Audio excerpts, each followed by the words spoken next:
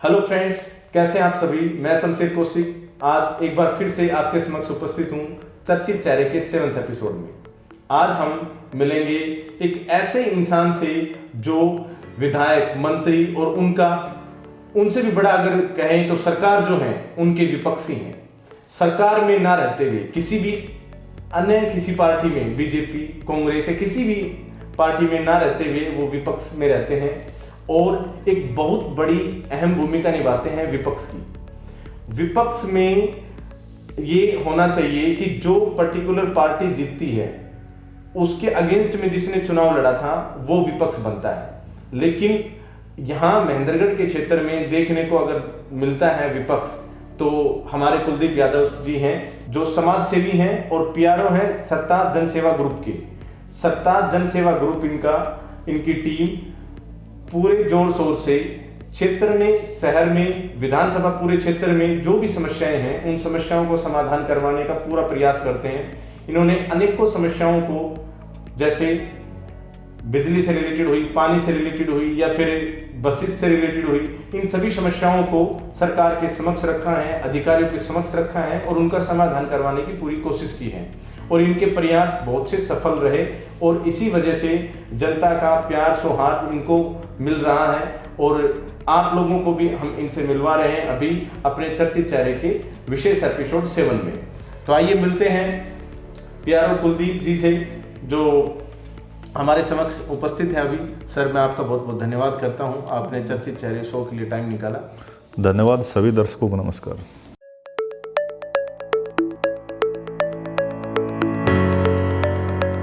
तो सवाल मैं आपसे पूछूंगा वो ये मान के चलिए कि सारे जनता के सवाल हैं और जनता के सवाल शुरू से ही शुरू हो जाते हैं। जब घर से वो निकलते हैं तो सामने देखते हैं कि किस प्रकार की गंदगी उनके समक्ष पड़ी है। उनके गली मोहल्ले मतलब खराब हैं आज की डेट में और जो सड़कें हैं वो टूटी पड़ी हैं। जो आदमी अपने घर से जब निकलता है तो वो जब बाइक पर निकलता है, गाड़ी में निकलता है, तो उसको ऐसा लगता है कि मुझे अपनी सेफ्टी के लिए हेलमेट इस्तेमाल नहीं करना, मुझे धूल मिट्टी से बचने के लिए हेलमेट इस्तेमाल करने हैं। जी। दूसरा ये कि अगर वो व्यक्ति एक बार नागौर महेंद्रगढ़ रोड पे या महेंद्रगढ़ शहर के किसी एक कॉर्नर से दूसरे कॉर्नर पर किसी काम से जाता है तो उसको ऐसा लगता है कि उसे वापस घर पे आके नहा लेना चाहिए, क्योंकि उसकी ड्रेसेस जो हैं वो खराब हो चुकी होंगी और वो सेफ महसूस करता है अगर वो गाड़ी के अंदर है तो। बाइक पर चलने का या पैदल चलने का धूल मिट्टी भरे रास्तों में या गड्ढों में काम ही नहीं है और गाड़ी में फिर प्रॉब्लम आती है क्योंकि वहाँ सड़क टूटी पड़ी है। तो इन सब चीज़ों का मतलब जिम्मेदार कौन है ये हम आपसे जानना चाहते हैं और इनका समाधान भी क्या है ये भी हम जानना चाहते हैं। बिल्कुल भाई साहब, आपने कहा कि जो मैं कहूँ कि मूलभूत सुविधाओं की जो है ना आम नागरिक को सबसे ज़्यादा ज़रूरत होती है। और मूलभूत सुविधाओं में आपने बताया कि जैसे हम घर से निकलते तो सबसे पहले हमारी शुरुआत हो जाती है सड़क से।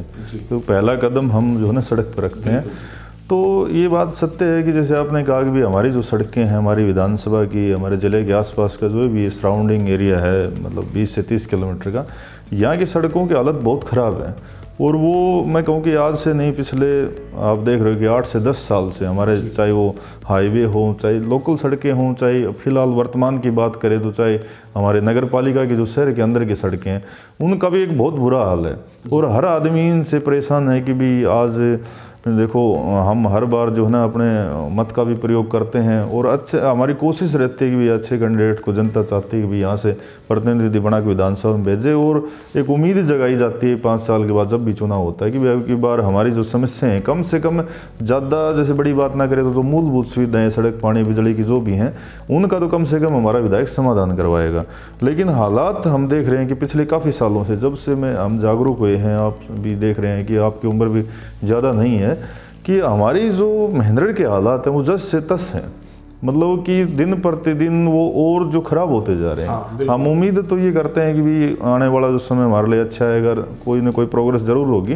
लेकिन पिछले 5 साल से हमने देखा है कि जो हमारी सड़कें पहले थी वो उससे भी खराब होती चलेगी। जो सुविधाएं हमारे पास थी वो भी धीरे धीरे कम होती जा रही हैं, बढ़ने का मतलब नाम नहीं ले रही। अब दूसरा आपने कहा कि भी इसका जिम्मेदार कौन है, तो ये भी सवाल खड़ा होता है कि भी इसका जिम्मेवार कौन है। लेकिन हम जब देखते हैं कि भी वैसे तो मैं मेरे हिसाब से बताऊंगा बात अलग है, लेकिन जहाँ पब्लिक के जो व्यू आते हैं तो यहाँ पक्ष विपक्ष की एक आपस का तनाव बना रहता है कि भी वो कह देते हैं कि भी नहीं जो है ना आप वाली पार्टी का नेता जिम्मेवार है, वो कह देते हैं कि भाई आपकी पार्टी का नेता जिम्मेवार है। ये जैसे कोई कहने के लिए तैयार नहीं होता कि भाई हाँ हमारा नेता जिम्मेवार है या हमारी पार्टी जिम्मेवार है।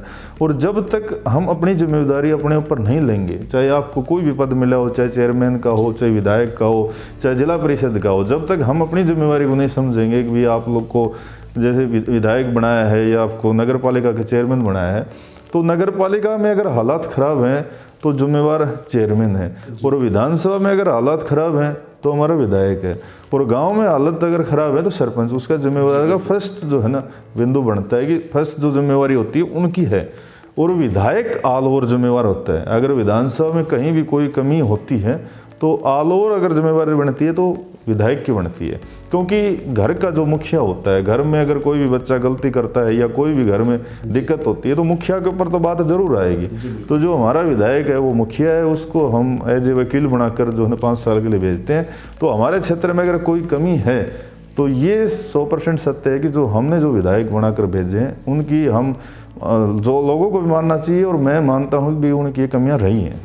अच्छा, जो विधायक जी हैं हमारे माननीय फिलहाल भी जो हैं और जो पहले भी जो इवन मंत्री पद तक रहे, दोनों विधायक पिछले एक बहुत लंबे टाइम पीरियड से महेंद्रगढ़ के लिए काम करते आ रहे हैं। मैं ये तो नहीं कह सकता काम करते आ रहे हैं, क्योंकि अगर काम कर रहे होते तो आज इस तरह के विषय या मुद्दे नहीं होते, इस तरह की बातें नहीं हुई होती।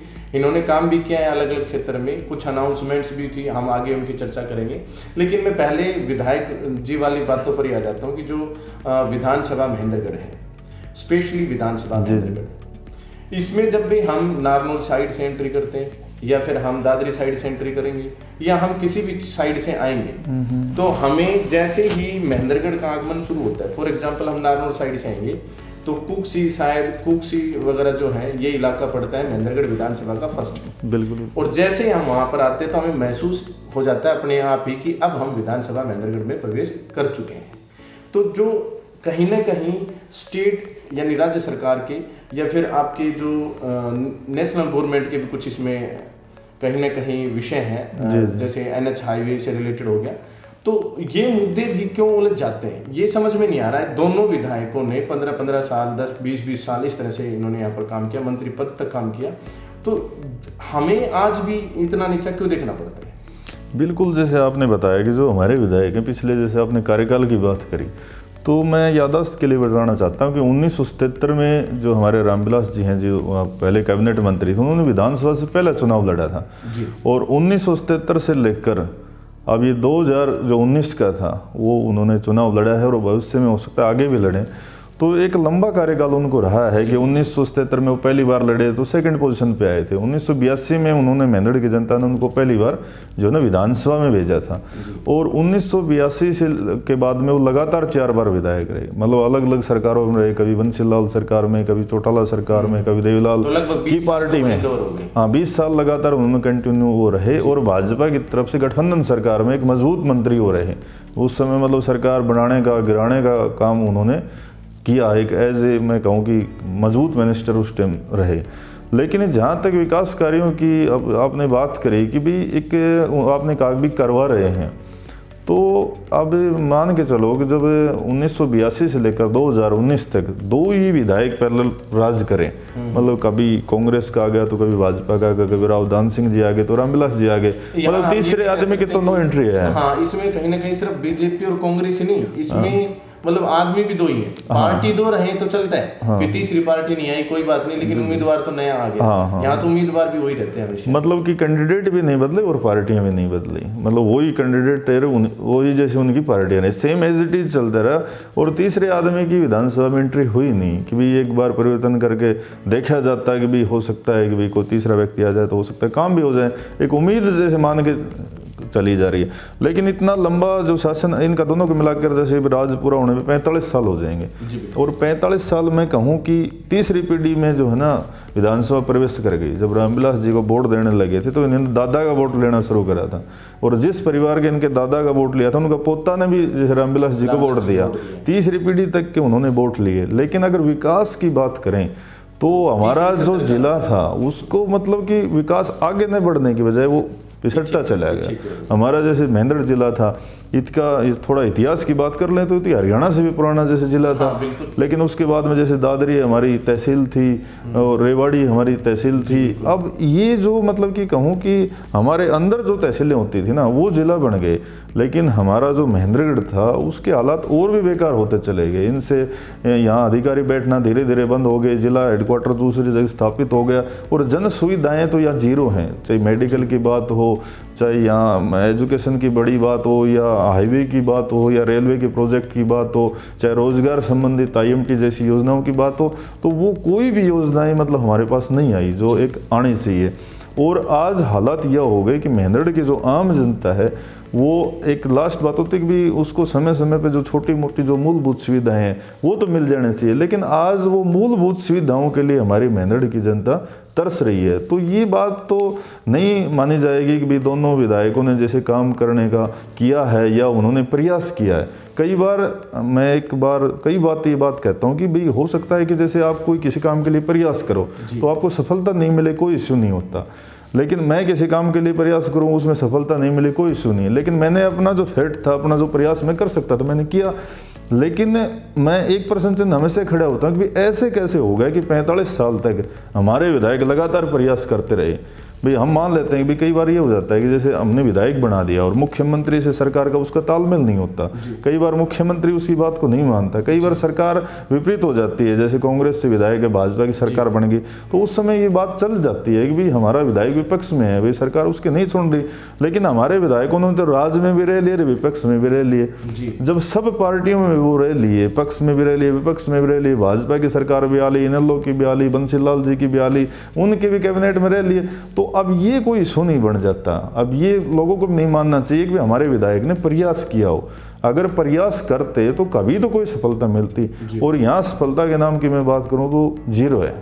जी बिल्कुल, मैं आपकी इस बात से पूर्णतः सहमत हूँ। देखिए मैं एक और विशेष मेरे पास कुछ सवाल थे मेरे साथियों के, और जो यूट्यूब पर मेरे से कमेंट पर भी पूछे गए थे कि कई बार ऐसा होता है कि कोई भी राज आता है, मतलब जैसे बीजेपी का राज आ गया, कांग्रेस का राज आ गया, तो उसका एक कैंडिडेट होता है, MLA हैं या फिर MP बनते हैं, जो भी होते हैं, जिस भी पद पर होते हैं, तो उसका एक विपक्ष बनता है अपने आप। लेकिन कहीं ना कहीं महेंद्रगढ़ की राजनीति में साफ तौर पे दिखाई पड़ा है कि जो एक राज जिसका आ जाता है तो दूसरा उसका विपक्ष में आके बोलता नहीं है।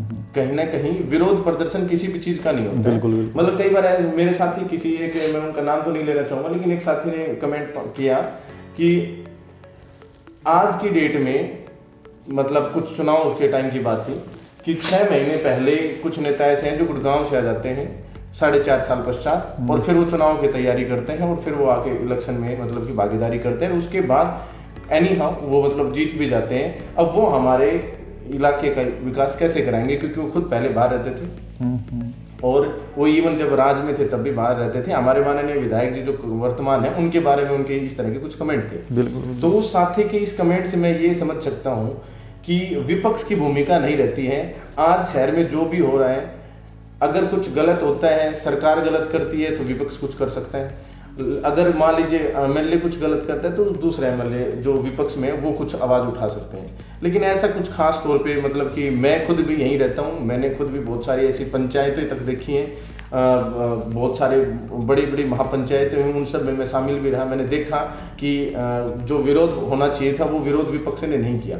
तो विपक्ष की इस ये कैसे कह सकते हैं कि विपक्ष के इस इनएक्टिविटी का, मतलब इनएक्टिव होने का, विपक्ष के इनएक्टिव होने का जो सिस्टम चला हुआ है पिछले कई सालों से अपने शहर में, उसके बारे में आप अपने विचार रखें। देखो, जो आपने बात ये बिंदु रखा है ये अहम बिंदु है, और विशेषकर जो विपक्ष का रोल होता है, मतलब हिंदुस्तान के लोकतंत्र में जो हमारा लोकतांत्रिक देश है, इसमें एक बात आप मान के चलनी चाहिए कि अगर सरकार से काम करवाना है तो विपक्ष जितना मजबूत रहेगा उतनी ही जो है ना सरकार काम हमारे क्षेत्र में करेगी।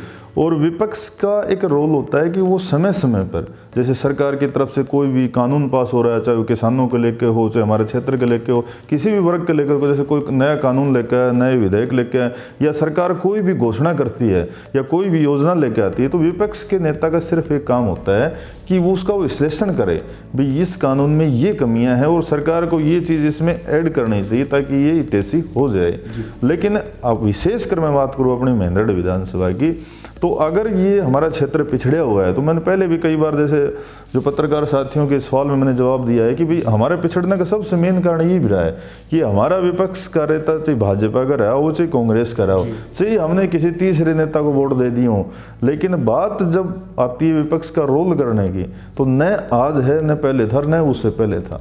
अब जैसे आपने कहा कि भाई किसी साथी ने कमेंट किया था कि भाई विपक्ष का नेता है, जैसे हमारे दान सिंह जी विधायक हैं, कांग्रेस से बन गई, उनकी सरकार नहीं है, तो एज उनकी सरकार नहीं है, कोई इशू नहीं है, वो चलो सरकार में काम होंगे नहीं होंगे, लेकिन सरकार की जो कमियां हैं, सरकार के खिलाफ विरोध प्रदर्शन करना है, क्षेत्र की जो मांग सरकार तक पहुंचानी है, विधानसभा के पटल पर पहुंचानी है, वो तो हमारे विधायक का काम है। और मैं तो ये कहूंगा कि ये तो एक मौका है, एक अच्छा मौका है। हाँ, मैं इससे बढ़िया मौका और हो नहीं सकता विधायक जी को अपने क्षेत्र की बात उठाने के लिए और क्षेत्र की जनता के दिलों में राज करने के लिए, इससे अच्छा मौका नहीं हो सकता।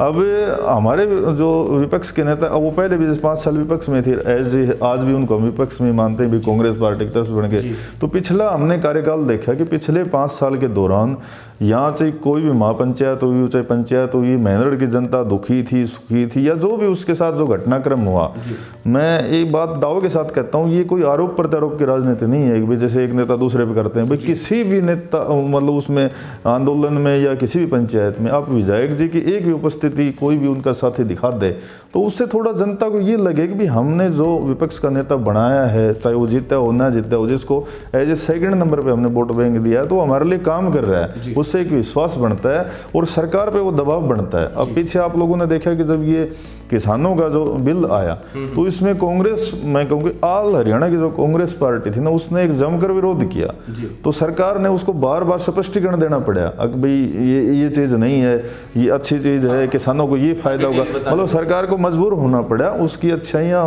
बताने के लिए। और विपक्ष वाली पार्टी ने वो विधानसभा से पहले तक उसका खूब विश्लेषण किया कि भाई ये विधेयक जो है ना किसानों के खिलाफ है।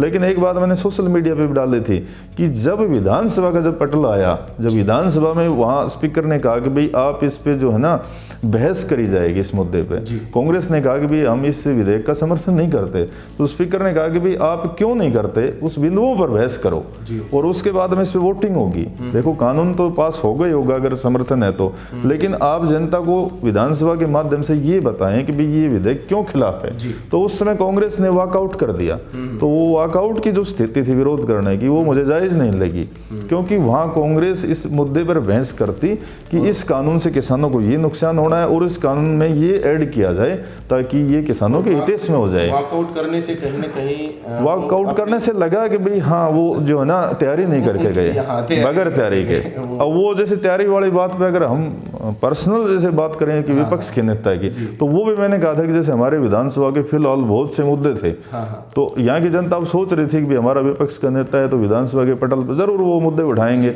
लेकिन हमारा जो विधायक था वो भी वहाँ बिना तैयारी करके गया। अब बहुत से साथी तो अभी थोड़े दिन पहले आपका जो लाइव था उसमें मैंने एक एक चीज को समझाया था मैंने, तो उसको यहाँ बताया। हाँ, तो उसमें क्या हुआ कि जैसे मेंढरड सम्मान संघर्ष समिति जैसे बनी थी, उसके बाद में जब हमारे जिला का नाम बदलने की जो बात आई थी कि मेंढरड का जिले का नाम ही बदला जाएगा, तो उस समय कमेटी बनी थी यादव धर्मशाला में, और उसमें बहुत से साथियों को मिलाकर ये एक उद्देश्य बनाया था कि भाई हम सरकार को इस बार मजबूर करेंगे कि भाई सरकार इस प्रकार का फैसला न ले, क्योंकि ये क्षेत्र की मैं कहूँ जन भावनाओं के खिलाफ है। तो लोगों को अपने विधायक से बड़ी आस थी कि भी जो हमारा विधायक विधानसभा में जाएगा तो इस बात को बड़ी मजबूती से उठाएगा। तो पहले एक दिन का विधानसभा स्तर लगा, उसमें उन्होंने ये बात नहीं उठाई, और अब जो 2 दिन का विधानसभा स्तर रहा 5 और 6 नवंबर का, तो जहाँ वहाँ उनके विपक्ष की भूमिका आती थी, तो मैं सबसे पहले मेरे को ये स्टडी करना चाहिए कि भाई हमारी विधानसभा में आज क्या क्या समस्याएं हैं, जो मुख्य बिंदु होते हैं वो विधानसभा में जो है ना पुटअप करने होते हैं कि भाई हमारे ये 20 समस्याएं या 25 समस्याएं जो हैं में जिस पे सरकार को ध्यान देना चाहिए, चाहे वो मेडिकल से संबंधित हो, चाहे सड़कों की हो, किसी भी मैं कहूँ कि विभाग की हो। लेकिन उन्होंने वहाँ 3 से 4 क्वेश्चन वहाँ पुटअप करे, जिनमें उनके 3 क्वेश्चन तो रिजेक्ट ही हो गए। वो रिजेक्ट क्यों हुए वो कारण भी मैं आपको बताऊंगा। 1% उनका एक्सेप्ट हुआ कि भी उन्होंने कहा कि भी क्या सरकार मेंढरड जिले का नाम बदलना चाहती है कि नहीं बदलना चाहती, सरकार इसका स्पष्टीकरण दे। तो जवाबदेही माननीय दुष्यंत चौटाला की बनती थी। उन्होंने कहा कि भी हम ऐसा कुछ नहीं करना चाहते, सरकार के पास ऐसा कोई भी प्रस्तावित नहीं है या कोई अमल नहीं लिया जा रहा। तो वो ये कहकर बैठ गए और हमारे जो विधायक हैं उन्होंने ये बात मान ली कि भाई ठीक है। उसके बाद में उसका बात का जोर शोर से प्रचार हुआ कि भाई हमारे विधायक ने तो पता नहीं, जैसे जो उनके समर्थक थे भाई कितनी बड़ी लड़ाई लड़ ली और हमारा विधायक तो वहाँ बहुत बड़ी लड़ाई जीत लिया, अब हमारे मेंढर जिले का नाम मेंढर रहेगा। तो इतना प्रचार किया। तो मैंने एक कमेंट और भी किया था कि भाई जो जिस विधायक को हमने 4 बार विधानसभा में भेजा और 10 साल जो राज मेरे लिया और आज वो नाम बचाने की लड़ाई लड़ रहा है, तो वो सबसे बड़ी शर्म की बात तो उसके लिए ही है। मैं बीच में थोड़ा इंटरप्ट करना चाहूंगा। जो पलवल शहर है ये सन 2008 में इन्हीं के रहते, मतलब ये भी उस समय सरकार में थे और हुड्डा जी भी उस समय सरकार में थे और वहाँ कर्ण दलाल जी सरकार में थे। तो वहाँ पर पलवल जिला बन गया था और इनको कंटिन्यूसली 10 साल, मतलब 10 साल 2009 में हो गए थे मान लीजिए, या 14 में 2014 में तो इनको 10 साल हुए थे, लेकिन राज में इनको 5 साल हो गए थे। और बाद में भी कांग्रेस की ही यहाँ पर मतलब जीत रही थी और हुड्डा जी थे और इनकी अच्छी वहाँ से साठगांठ भी थी। तो अगर ये चाहते तो उस पैटर्न पे, जिस पैटर्न पे पलवल को वहाँ पर जिला करार दिया गया, तो यहाँ पर भी इस तरह का कुछ हो सकता था या कुछ और भी अच्छी चीज़ें हो सकती थी। जिस प्रकार से साठगांठ वहाँ पर थी, इनकी खुद की सरकार थी, उस हिसाब से काम हो सकता था। अच्छा, एक उसमें एक और कमेंट था जिले के नाम से संबंधित है आपका, कि दुष्यंत जी ने ये कहा सरकार ने ऐसा कुछ बना नहीं रखा है, कोई नियम नहीं, वो तो जैसे मैं बता रहा था ना आपको, वो नियम नहीं है। तो क्या मतलब अगर कोई नियम होता तो क्या वो नाम बदल देते? नहीं, इस तरह का वो दो बात हैं कि एक तो जैसे नहीं भी होता तो भी वो बदल देते। तो मतलब एक तो आदमी की मनसा होती है। जैसे कानून में कहा गया कि जैसे कोई भी अपराध होता है, जैसे कोई अपराध हो गया तो वहाँ उसकी मनसा चेक करी जाती है। भाई आप गाड़ी चला रहे थे, आपसे एक्सीडेंट हो गया, तो एक तो अनहोनी हो, भाई आपको तो पता ही नहीं था, स्टीयरिंग फेल हो गया या ब्रेक फेल हो गया, या आप उस आदमी को मारना चाहते थे, वहाँ 2 बातें आ जाती हैं। तो उन्होंने एक, पहले तो बता दूं कि वो बात फेक थी वैसे तो, उसका विश्लेषण मैं करूंगा। उन्होंने कहा कि भाई रोक लगी हुई है तो कुछ नहीं करेंगे। तो इसका मतलब ये है कि अगर नहीं रोक लगी होती तो करना कि उनका प्रयास है, मतलब उनकी मनसा ठीक नहीं है। बिल्कुल। उस जवाब से फर्स्ट क्वेश्चन तो ये उठता है कि भाई आदमी की मनसा ठीक नहीं है। अगर उसको मौका मिला तो वो जरूर करेगा, नहीं तो वो कह देता कि हम करेंगे नहीं, चाहे रोक हो चाहे ना हो, हमें जिले से कोई मतलब ही नहीं है छेड़छाड़ से। दूसरा उन्होंने कह दिया कि भाई रोक लगी हुई है, वो सबसे बड़ी झूठ थी। उन्होंने कहा कि भी सेंट्रल सरकार की तरफ से जनगणना आयोग ने रोक लगा रखी है कि भी फिलहाल किसी भी जिले की सीमाओं के साथ कोई छेड़छाड़ नहीं करी जाएगी। ये सबसे कोरी झूठ थी, क्योंकि ये रोक जनवरी 2020 में लगाई थी सेंट्रल सरकार ने, जो 2021 की जनगणना होनी उसके लिए। उसके बाद में क्या हुआ कि कोरोना महामारी हमारे देश में आ गई। जैसे वो महामारी आई तो सरकार को ये लगा कि भाई अब हम जो है ना जनगणना की ये काउंटिंग नहीं कर सकते इस हालात में, तो क्यों ना स्टेट गवर्नमेंटों को अपना काम करने दिए जाए। तो उन्होंने मार्च में रोक हटा दी। उन्होंने कहा कि भाई हरियाणा गवर्नमेंट अपने लेवल पर 30 जून तक जो भी मतलब करना चाहे, चाहे सब डिवीजन बनाना चाहे, जिला बनाना चाहे, नाम बदलना चाहे, कुछ भी करना चाहे, वो स्वतंत्र है। उसके बाद में जो कमेटी बनती है वो सिर्फ 90 दिन के लिए बनती है। जैसे हरियाणा की कमेटी बनी जिसमें दुष्यंत चौटाला, बनवारी लाल, कंवरपाल गुर्जर जी ये सब मेंबर थे।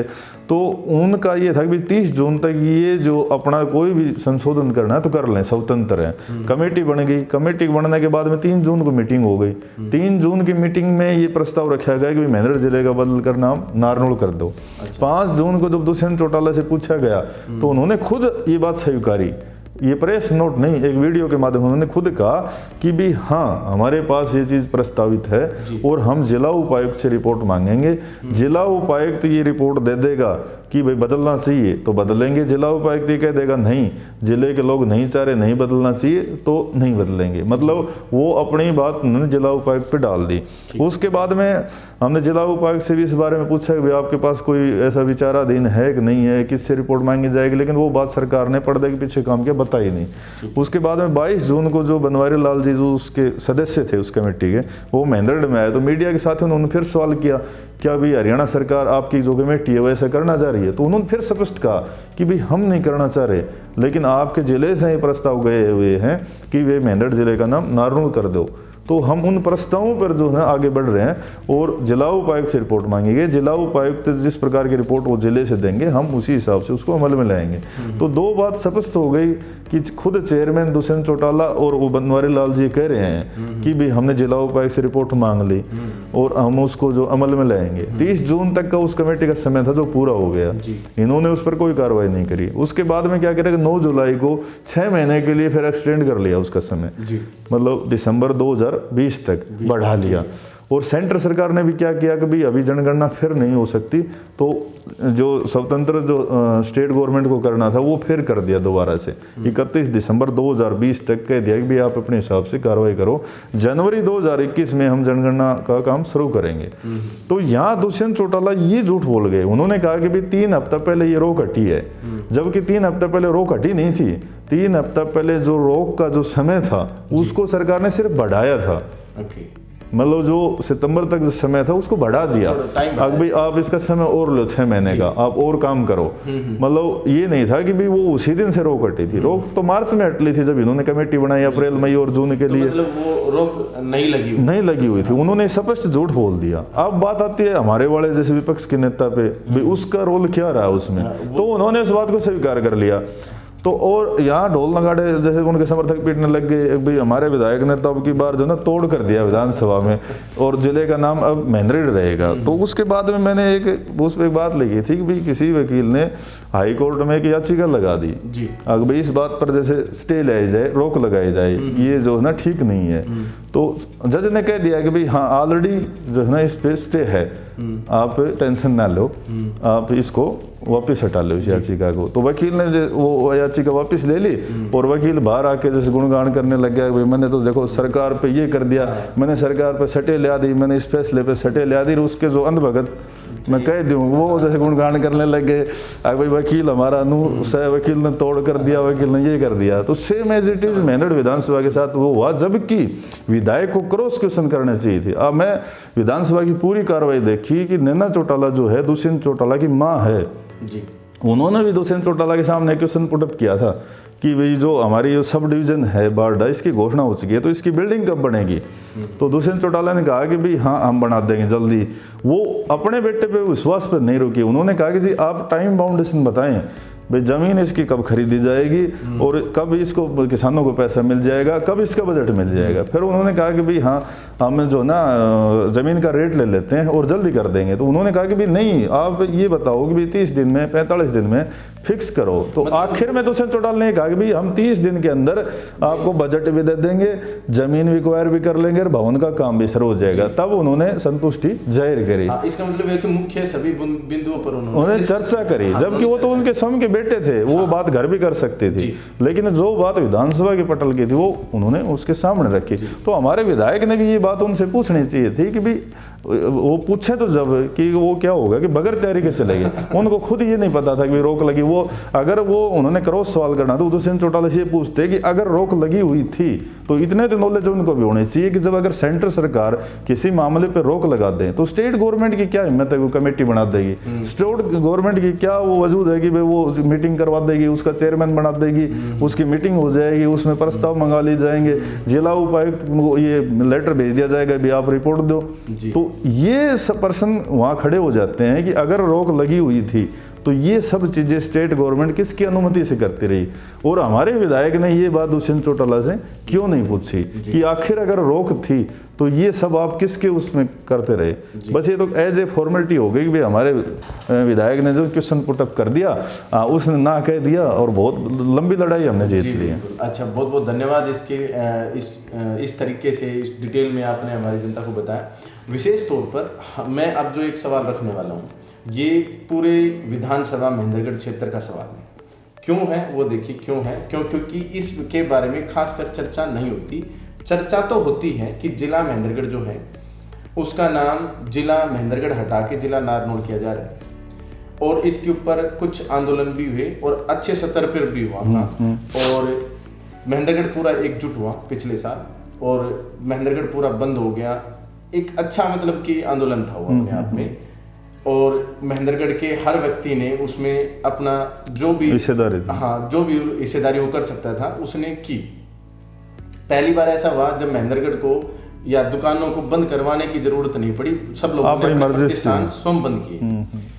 अब बात यहाँ पर यह आती है कि ये सब होता है, चलता है, लेकिन 10% अगर लोगों को हम छोड़ दें, 10 भी नहीं, मैं तो ये कहूँगा 5% लोगों को अगर हम छोड़ दें, तो 95% लोग आज भी इस बात से अनअवेयर हैं, अज्ञान है कि मान लीजिए महेंद्रगढ़ का नाम नारनौल कर दिया गया तो उसके नुकसान क्या है। तो मैं चाहूँगा कि इस मंच के माध्यम से आप हमारे लोगों को ये बताएं, समझाएं कि महेंद्रगढ़ का नाम अगर महेंद्रगढ़ जिला महेंद्रगढ़ नहीं रहता है, जिला नारनौल हो जाते हैं, तो हमें किस प्रकार की परेशानियों का सामना करना पड़ सकता है। देखो, ये जो क्वेश्चन बताए बड़ा अहम है, लेकिन एक आपने बताया कि भी इससे कोई परेशानी क्या होगी जी, तो परेशानी इससे कुछ नहीं होने वाली जी।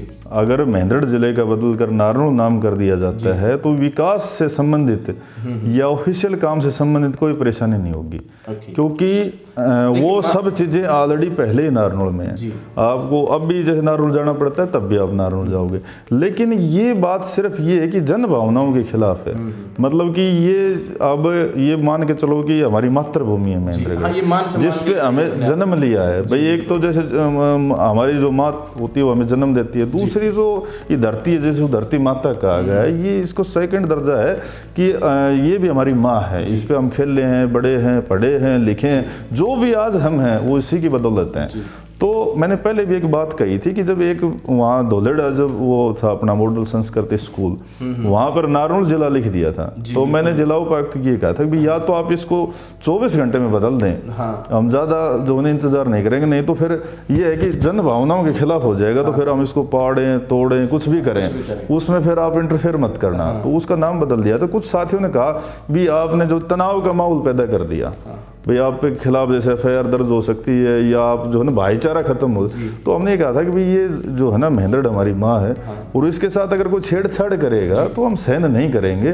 तो ये सिर्फ हमारी जन भावना है और उसके खिलाफ है, और ये हम हर आदमी को सोचना चाहिए कि भाई उसके नाम के साथ, मान लिया आपका नाम शमशेर है और आज आपकी एज जो भी है, अगर इस उम्र में आपको ये कहे कि भाई आपका नाम शमशेर की जगह और जो मनोज कुमार करेंगे, तो आपको वो बड़ी फील होगी वो बात। यार मेरे को तो, मैं शमशेर नाम मैंने को पब्लिसिटी करने के लिए, आज मेरा नाम कुलदीप यादव है, उसके लिए प्रचार प्रसार के लिए, उसको जो ना आज लोगों में पहचान बनाने के लिए मैंने कितनी मेहनत करी है। आज मेरे को कोई कह दे कि आप तो आपका नाम बदल कर मनोज कुमार करो, तो क्या मैं स्वीकार करूंगा उस बात को? बिल्कुल। अगर मैं स्वीकार करता हूं तो फिर मुझे जीने का भी कोई हक नहीं है, वो मान सम्मान, फिर वो इंसान नहीं हूं मैं अगर स्वीकार करता हूं। मैं अगला सवाल करता हूँ, रिलेटेड इसी से है। देखिए, जिला जो महेंद्रगढ़ है, इसी नाम को लेकर या फिर जो आंदोलन हुआ था इसको लेकर, उस आंदोलन में कई प्रस्ताव से आए या कई सलाह सजेशन से आए, अलग अलग लोगों की प्रतिक्रियाएं भी थी, कुछ जो सामाजिक संगठन थे उनकी प्रतिक्रियाएं भी थी, इवन हो सकता है ये राजनीतिक सतह पे भी इस मामले को डिस्कस किया गया और जिस प्रकार से मैं अभी आपको बताने वाला हूँ कि क्यों ना ऐसा कर दिया जाए कि महेंद्रगढ़ को अलग से जिला बना दिया जाए। बिल्कुल। तो इसके बारे में बताएं। देखो, कुछ बातें ऐसी होती हैं जिनमें कहनी आसान होती हैं जी, और करने में, उसको लागू करने में बड़ी दिक्कत आती है जी। अब उसका मैं एक उदाहरण दूंगा कि जब जेजेपी पार्टी विपक्ष में थी पीछे और भाजपा की सरकार थी, तो जेजेपी के महेंद्रगढ़ के जितने भी नेता थे ना, वो जब भी किसी धरने प्रदर्शन पे आते थे वो एक ही बात कहते थे, अगर जैसे दुष्यंत चौटाला सरकार में आएंगे और जैसे हमारी सरकार आएगी तो नारनौल को अलग जिला बना देंगे, महेंद्रगढ़ को अलग बना देंगे। तो कहने में तो बड़ी आसान थी, लेकिन बनाने में इतनी आसान नहीं होती। अब वो नेता आज एक भी नहीं दिखाई देते जो कहते थे ना भाई सरकार आते हम इसको ऐसे कर देंगे। तो ये कोई खाने की चीज़ नहीं है कि भाई इसको आधा काट के रमेश को दे दो, आधा मनोज को दे दो। ये देखना चाहिए कि उसके लिए क्या परिस्थितियां होनी चाहिए, कैसे वो लागू होंगी, उसके लिए क्या क्या हमारे पास रिक्वायरमेंट होनी चाहिए। पीछे मीडिया के कई साथियों ने भी छाप दिया था अभी नारनौल को अलग जिला बना दो, महेंद्रगढ़ को अलग बना दो। वैसे हमें कोई परेशानी नहीं है, चाहे अटेली को अलग जिला बना दो, कणीना को अलग बना दो, नारनौल को अलग बना दो, नांगल तो कोई इशू नहीं है, महेंद्रगढ़ जिला रहना चाहिए। हाँ, लेकिन उसके पीछे कई कारण होते हैं कि ये जिला बनवाने के लिए बड़ी मेहनत करनी पड़ती है। गोहाना जिले की जो घोषणा है पिछले 15 साल से हो रही है, हुड्डा सरकार में 10 साल तक सिलसिला चलता रहेगा, गोहाना को अलग जिला बनाएंगे।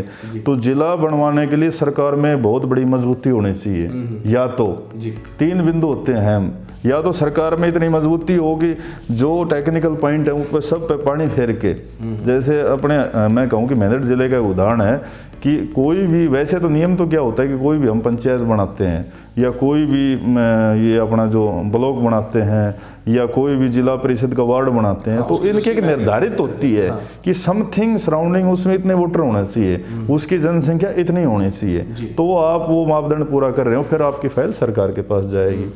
होता क्या है कि या तो फिर आपका मतलब मंत्री या सरकार में इतनी बड़ी हिस्सेदारी हो कि वो सब को हटा कर आपका मंत्री वो चीज़ ला के दे दे। जैसे कुकसी गांव की जब पंचायत बनी तो वहाँ 87 वोट थे सिर्फ, लेकिन घर का मंत्री होने की वजह से उन्होंने सरकार से अपने जो ना उसको डाणी जो भी एरिया था उसको पंचायत करवा लिया, तो वो उनकी मजबूती थी, नहीं कि वो कानून के अनुसार थी। इससे पहले वो किस गांव के साथ पंचायत में? वो मुझे ध्यान नहीं किस गांव के, अंदालास के समथिंग जिसके भी थे, लेकिन वो एक छोटी सी डाणी थी, पावर होने की वजह से ना वो पंचायत बन गई, उसमें कोई मतलब मापदंड पूरा नहीं हो रहा था। 1 मिनट मेरी पूरी बात होना तो या तो जैसे बनाने के लिए जैसे आपने कहा कि नारनौल को अलग जिला बना दो, तो उसमें बनेगा कैसे वो मैं बताऊंगा, थोड़ा सा टाइम लगेगा।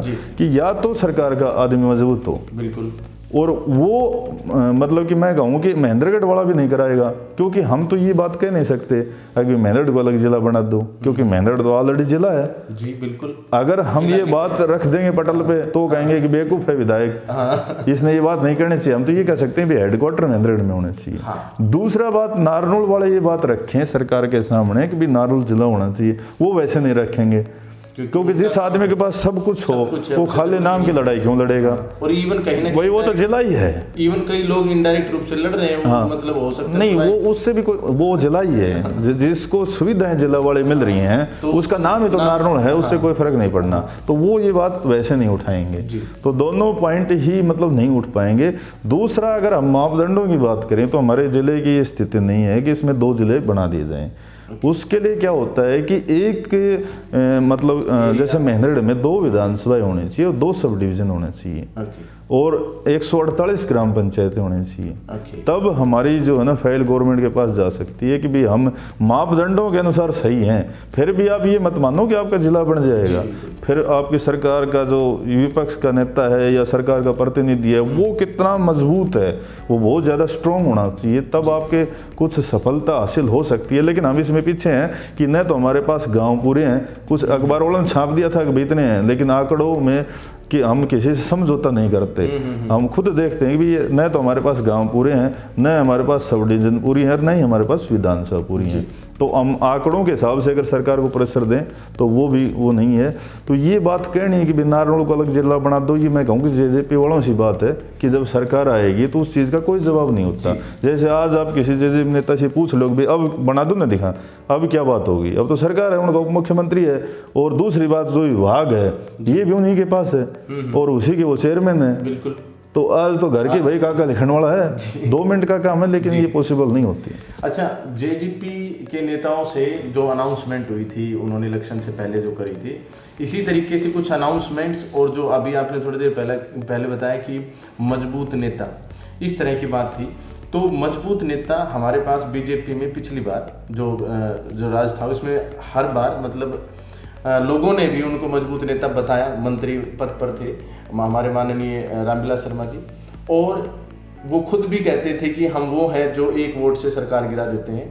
तो इतने मजबूत नेता थे, उन्होंने अनाउंसमेंट भी की, काफ़ी अनाउंसमेंट्स के बारे में पहले भी मैंने आपके कुछ सोशल मीडिया पर और अखबारों के माध्यम से मैंने देखा है। तो उनके बारे में बताएं कि जो उनके अनाउंसमेंट्स थी, IMT खुडाना हो गया या फिर इस तरह की जो अनाउंसमेंट्स थी, वो बताएं कि वो क्यों भूतल पर नहीं आ पाई। देखो, जहाँ तक आपने रामविलास शर्मा की बात करी, अगर राजनीतिक दृष्टि से देखा जाए, उनका जैसे पार्टी में कद के हिसाब से, सीनियरिटी के हिसाब से देखा जाए, तो ये बात आप जो कह रहे हो सही है कि भाई वो बहुत बड़े कदावर नेता है। रामविलास शर्मा को बीजेपी का ऑल हिंदुस्तान का ऐसा कोई नेता नहीं जानता।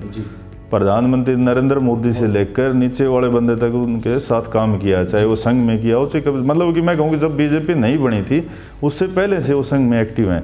लेकिन दूसरी जो बात है कि भाई काम करवाने वाले या विकास कार्यों से संबंधित है, उसमें उससे मैं हमेशा कहता हूँ उनसे झूठे नेता और मतलब कि बगैर जानकारी के जैसे किसी चीज़ की ओपनिंग कर देनी या उद्घाटन कर देना, सबसे नील है, सबसे नील है। हरियाणा में मतलब उनसे नील कोई विधायक या मंत्री नहीं रहा जिसने अपने कार्यकाल में मतलब हर जिस चीज़ की ओपनिंग या शिलान्यास कराया वो एक भी प्रोजेक्ट सिरे नहीं चढ़ा।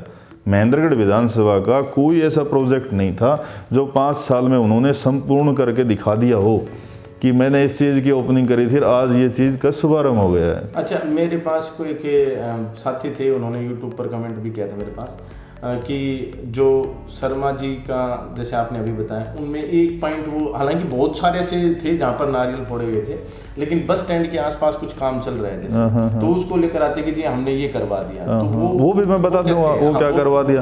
वो हमारे सब डिपो की बहुत पुरानी मांग है। अच्छा। और सब डिपो जैसे हर सरकार में कहते हैं सब डिपो बनेगा। पहले पूर्व के वर्तमान में विधायक है रावदान सिंह जी, वो जब परिवहन के सचिव थे तो उन्होंने 12.25 करोड़ रुपए मंजूर करवाए थे सब डिपो के लिए, महेंद्रगढ़ के लिए, लेकिन वो भी इतने कमजोर थे कि वो पैसे मेवात में चले गए। उस समय जलेब खान जो अब तो एक्सपायर हो ले वो विधायक थे, तो वो तो वो उन्होंने यहाँ वाला जो पैसा था वहाँ ट्रांसफर करके और वहाँ का सब डिपो तैयार हो गया था और यहाँ फिर वैसे का वैसे रहेगा, जिसका वो अब भी गुणगान करते हैं कि भाई मैंने सब डिपो मंजूर करवाया था, ये करवाया था।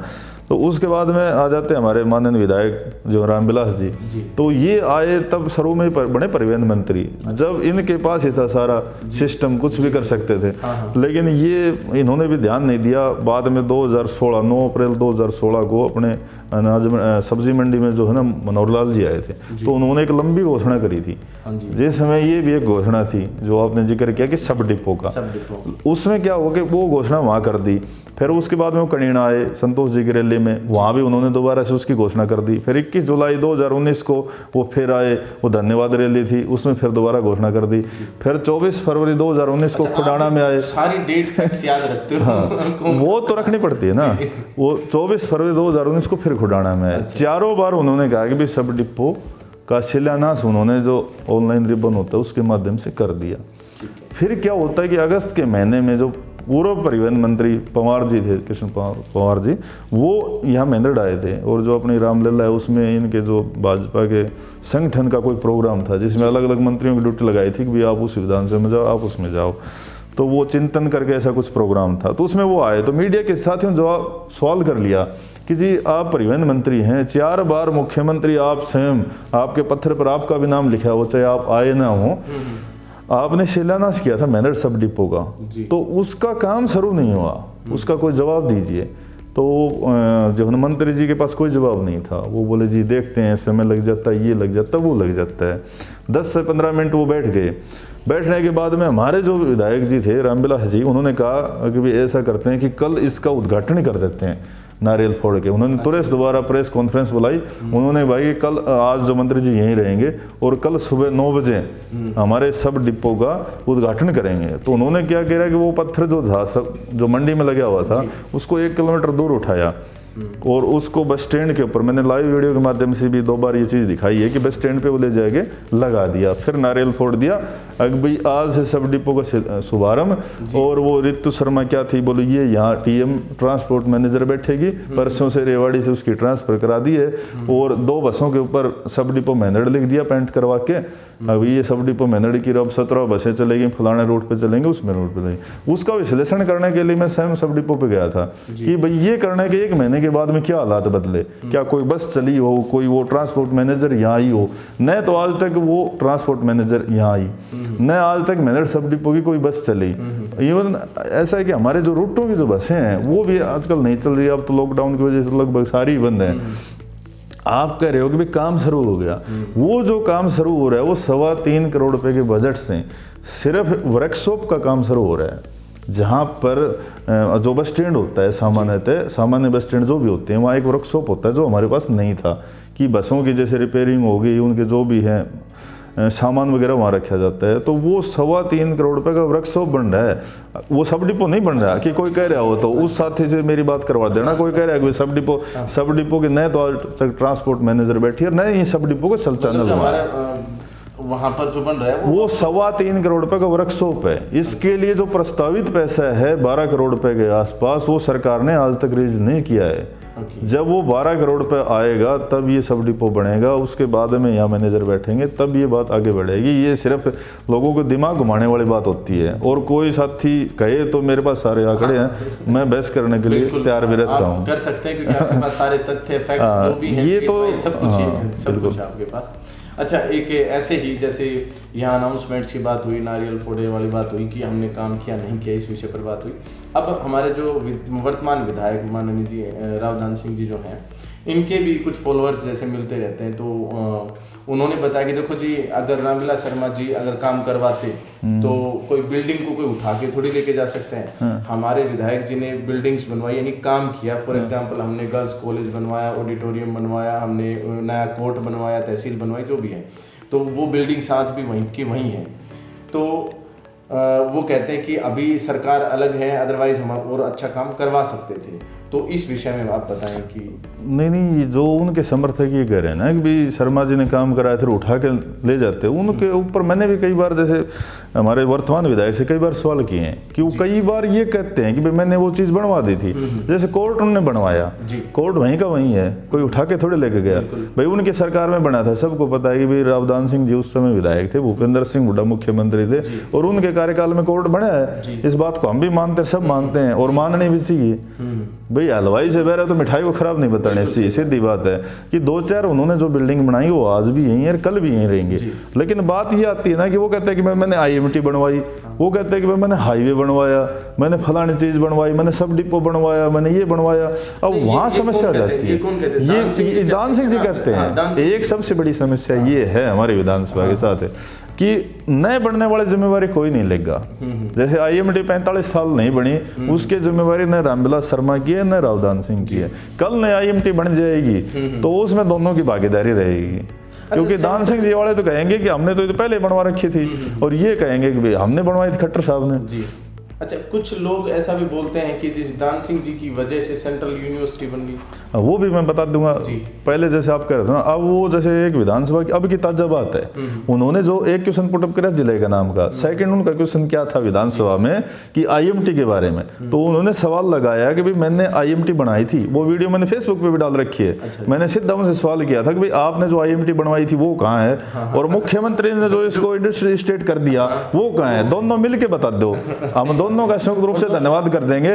भाई आप वाले भी ठीक है, आप वाले भी ठीक है, दोनों की पार्टी भी अलग हाँ अलग अलग है। लेकिन वो उन्होंने क्वेश्चन पुटअप किया कि भाई उसमें स्पष्ट है, कोई भाई ये कह दे भाई मैं अपनी तरफ से कर रहा हूँ। उन्होंने कहा कि मैंने IMT बनवाई थी और आपके मुख्यमंत्री ने उसको II कर दिया। अच्छा। और उसको ठीक किया जाए। अब ग्राउंड पे ये है कि अब पीछे भी जैसे महापंचायत हुई थी, तो महापंचायत में लोगों ने कहा कि आप राय दो, तो मैंने तो ये कहा था कि रामविलास शर्मा को बुला लो और रावदान सिंह को बुला लो, दोनों हमारे लिए जो ना आदरणीय है, सम्मानित है, बुजुर्ग हैं, दोनों से एक साथ पूछेंगे कि भाई आप वाले IMT कहाँ है, आप वाले कहाँ है। सही बात। फिर जनता फैसला कर लेगी कि भाई क्या बढ़िया है क्या नहीं बढ़िया।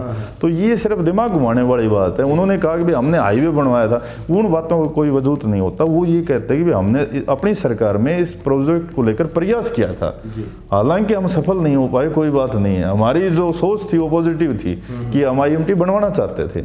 हमने जैसे इसकी घोषणाएं करवाई थी, लोगों से इसके माध्यम से वोट बैंक खींचा था, वो बात जायज होती है, वो क्वेश्चन उनका एक्सेप्ट विधानसभा में। अब उनके 3 क्वेश्चन रिजेक्ट हो गए, उनका कारण सिर्फ यही था कि क्वेश्चन सही नहीं था वो। सही बात है। अब जब भी तो उनको बहस करने का मौका नहीं मिला। नहीं, वो क्वेश्चन ये करते कि 24 फरवरी 2019 को माननीय मुख्यमंत्री ने जिस IMT का उद्घाटन किया था उस पे आगे क्या हुआ उसकी रिपोर्ट सरकार पेश करे, तब उनको जवाब मिलता कि भाई आज हम यहाँ तक पहुंचे हैं और हमारी मंशा ये है।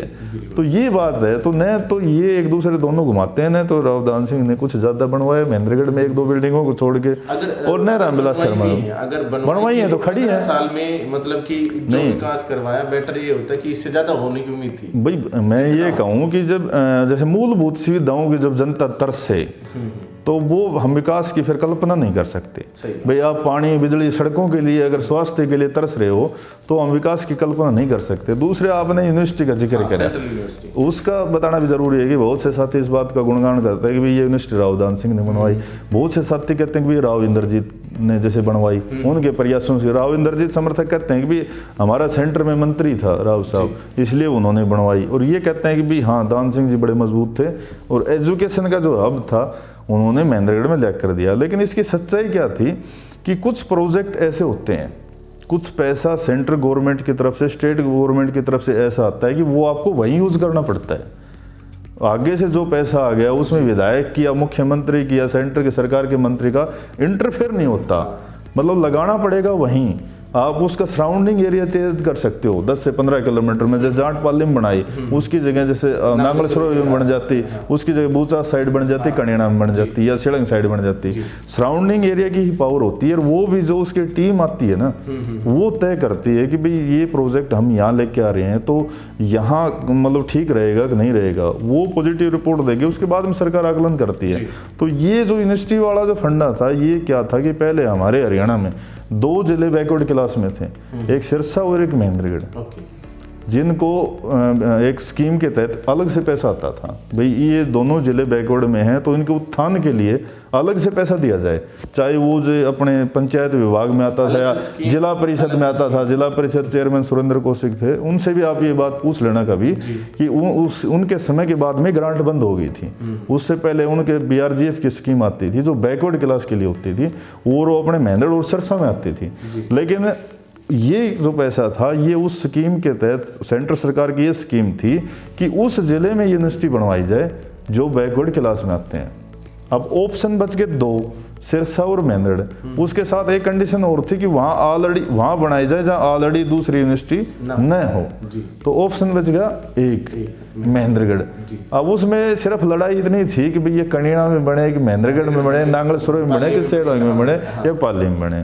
तो इसमें विधायक का कितना रोल था वो आप देख सकते हो। भाई उन्होंने जाट पाली में बनवा दी या सेड़ोंग में बन जाती, इतना ही इंटरफेयर था कि वो उसने टीम को थोड़ा पॉजिटिव कर दिया कि भाई हाँ इस एरिया में बना लो। लेकिन प्रोजेक्ट लेने के वाली जो बात है ना, वो नहीं है कि राव दान सिंह जी सेंट्रल यूनिवर्सिटी लेके आ गए। जो विधायक खुद मैं कहूँ कि परिवहन सचिव रहते हुए अपने विभाग का सब डिपो का जो पैसा जिसके आने के बाद में वापस चला जाए, तो उसके पावर का आप देख सकते हो भाई कितना मजबूत था। जी, अब इन मुद्दों पर तो हमने बात की। अब जैसे पैसा जो था आने के बाद वापस जाने की कगार पे है नगर पालिका। नगर पालिका भी एक ऐसा विषय है जिसके ऊपर हम बहुत ज़्यादा डिस्कस कर सकते हैं। जी जी। और इसमें बहुत सारी बातें चलती हैं कि शर्मा जी की गलती थी या बंटी प्रधान की गलती थी या इस तरह का मुद्दा है। तो मैं नगर पालिका की जो करंट जो सिचुएशन है वो मैं जानना चाहूँगा कि क्या पैसे उसमें आए हुए हैं, क्योंकि पहले किसी इंटरव्यू में संदीप मालड़ा जी ने मेरे को बताया था कि पैसे अभी भी हैं और बस काम करवाने की देरी है। तो आप मेरे को करंट सिनेरियो बताएं कि क्या है। देखो, नगर पालिका का जो मैं कहूँ कि ये कार्यकाल रहा है ये बड़ा विवादित सा ही रहा है। ये जो अब ये 4-5 महीने के समथिंग समय बच गया, ये मान के चलो कि ख़त्म ही हो लिया, अब कुछ होना भी नहीं। तो ये कार्यकाल बड़ा विवादित रहा है। इसमें मतलब कि एक दूसरे पे आरोप प्रत्यारोप के साथ साथ मतलब FIR जितने दर्ज हुई है ना महेंद्रगढ़ नगर पालिका के में, वो एक इतिहास है कि भाई हरियाणा के इतिहास में पहली बार किसी नगर पालिका में पार्षद ने, चेयरमैन ने, आपस में मंत्री जी ने जितनी FIR दर्ज हुई हैं यही हुई है। ये एक रिकॉर्डली बात है। अब बात आती है कि भाई काम क्यों नहीं हुआ, तो इसमें कोई एक व्यक्ति दोषी नहीं है कि भाई हम व्यक्तिगत कह देंगे भाई इसमें चेयरमैन दोषी हैं या रामविलास शर्मा जी दोषी हैं या पार्षद दोषी हैं। इसमें 4 अहम बिंदु हैं जी। एक तो मैंने आपको बताया था भाई मुखिया तो दोषी होता ही होता है। हाँ, तो रामविलास जी तो हो गए हमारे मुखिया। हाँ, बिल्कुल। तो घर में अगर कोई विवाद होता है, कोई झगड़ा होता है, तो मुखिया का काम होता है कि उनको बैठ के समझाएं और उस बात को खत्म करवाएं। तो ये तो देखो उनकी जिम्मेवारी थी कि शर्मा जी को इस चीज़ को जो ना स्टार्टिंग में ही इसको करवा देना चाहिए था, अपने विकास को देखते हुए, शहर की बातों को देखते हुए। दूसरा नंबर पर जब आप चेयरमैन बन जाते हो और जब आपको बना दिया, चाहे आप किसी भी माध्यम से बने, चाहे राजनीति के माध्यम से, चाहे दूसरे जो राजनीति में सारे एफर्ट यूज किए जाते हैं, आप बन गए और कुर्सी पे बैठ गए तो फिर आपकी जिम्मेवारी बन जाती है कि आगे अब इस कुर्सी को 5 साल तक कैसे चलाना है। ये ज़रूरी नहीं कि भी पार्षद आपके प्रति पॉजिटिव रहेंगे, मंत्री आपके प्रति पॉजिटिव रहेगा, अधिकारी आपके प्रति पॉजिटिव रहेंगे। वो चीज़ आपने देखनी है कि भी आप उनको पॉजिटिव रख पाते हो, नहीं रख पाते। बाकी पद के अनुसार अगर वो अगर वो पॉजिटिव नहीं भी हैं तो आपके पास पावर बहुत है, आप उनका इस्तेमाल करके और पैसे का प्रयोग भी कर सकते हो। वो तब जब आप अपनी जगह सही हो जी। अगर आप भी उसमें उलझ पुलझ चले हुए हो तो फिर वो भी नहीं हो पाएगा।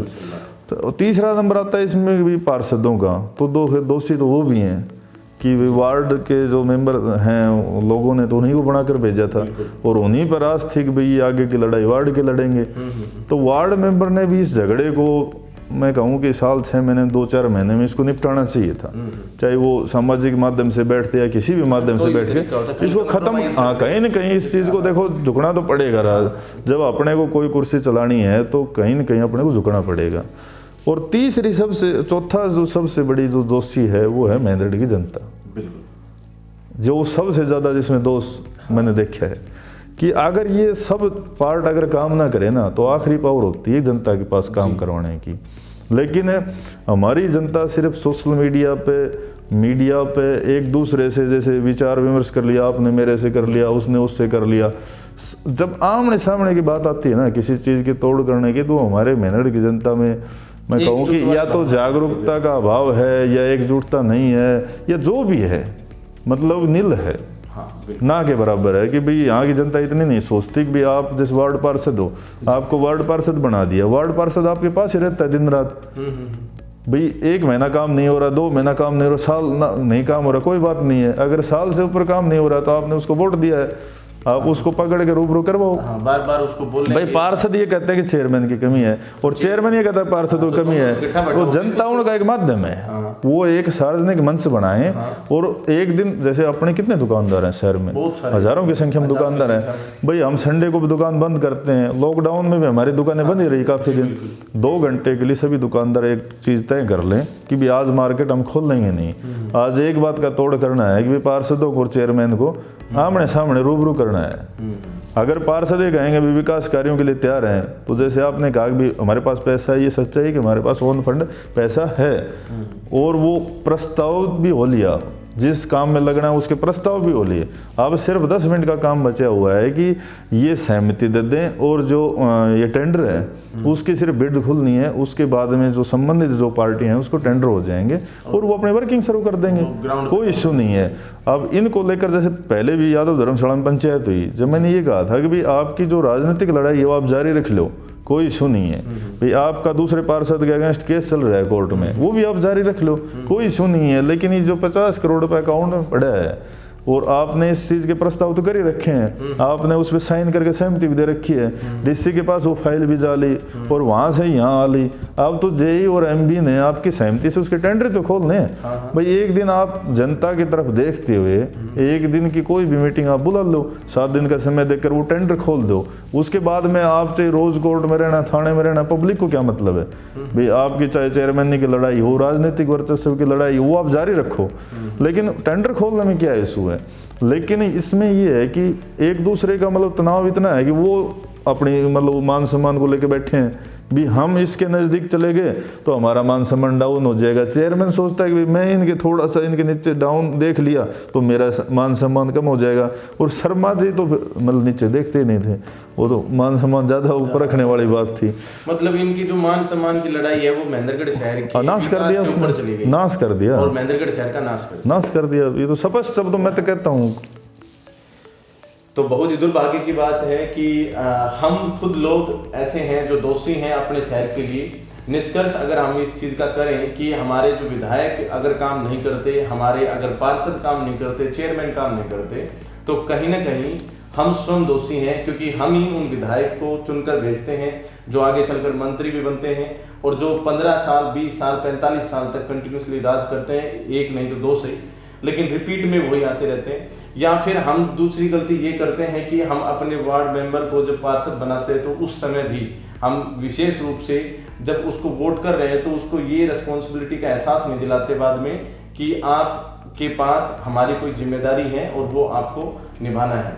उसके बाद अगर हम बातचीत करें किसी भी प्रकार की आपस में विधायक के बीच में या चेयरमैन के बीच में या पार्षद के बीच में कोई विवाद है, तो जैसा कि सर ने बताया कि सारे बिंदु पहले तो उनके इर्द गिर्द ही घूमेंगे, लेकिन लास्ट में जो पॉइंट आएगा, जो बिंदु आएगा वो आएगा जनता फिर समाधान कर सकती है।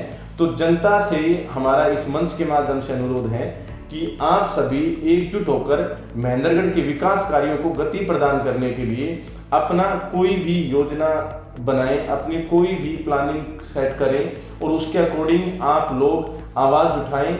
सच्चाई है कि अगर आवाज उठेगी आप चर्चा में आएंगे और जो चर्चा में होंगे उनकी चर्चा होगी, और जब चर्चा होगी तो निष्कर्ष निकल के आएगा, और अगर निष्कर्ष निकलेगा तो वही तो विकास कहलाए। तो अभी हमने सभी मुद्दों पर बात की, विशेष तौर पर हमने नगर पालिका महेंद्रगढ़ के बारे में यानी शहर की सड़कों के बारे में, और हमने जो हमारे यहाँ के जो विधायक नेता हैं उनके बारे में बातचीत की। हर विषय को हमने कवर किया। अब मेरा जो अगला सवाल है वो ये है कि मैंने अभी थोड़ी देर पहले जिक्र किया था कि जैसे हम नारनौल से आते हैं तो हमें पता चल जाता है कि महेंद्रगढ़ विधानसभा में हम प्रवेश कर रहे हैं, लेकिन कहीं ना कहीं एक विषय ये भी आता है कि ये पूरा जो रोड है, इस रोड के अनाउंसमेंट पिछली सरकारों से होती आ रही हैं कि ये 4 लेन बनेगा, 4 लेन बनेगा और ये 4 लेन बनेगा, और ये 4 लेन बना नहीं है। तो इस विषय के बारे में बताएं। जो नारनौल से जो दादरी की ओर जो रोड जाता है, ये आकोदा में टूटा पड़ा है, नांगलसुरे में टूटा पड़ा है, और अन्य कई ऐसी जगह हैं जैसे महेंद्रगढ़ में भी सतनाली चौक से अगर आप आते हो राउतलाराम चौक पर विशेष तौर पर, तो ये मतलब बहुत ही बुरी इसकी हालत है। तो इस रोड के विषय के बारे में बताएं कि क्या देखो है? बिल्कुल, ये जो स्मारक की बात है ये पिछले काफ़ी सालों से चली हुई है, और पीछे ये मामला काफ़ी जैसे सुर्खियों में भी रहा था कि भाई ये रोड सड़क खराब है, इस प्रकार से पोस्टर भी इसके लगे थे।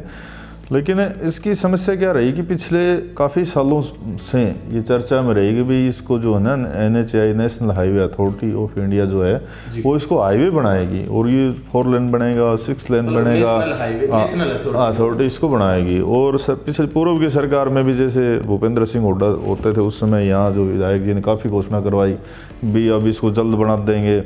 पहले राय मलिकपुर से लेकर खड़कबूंद तक की इसकी योजना बनी थी।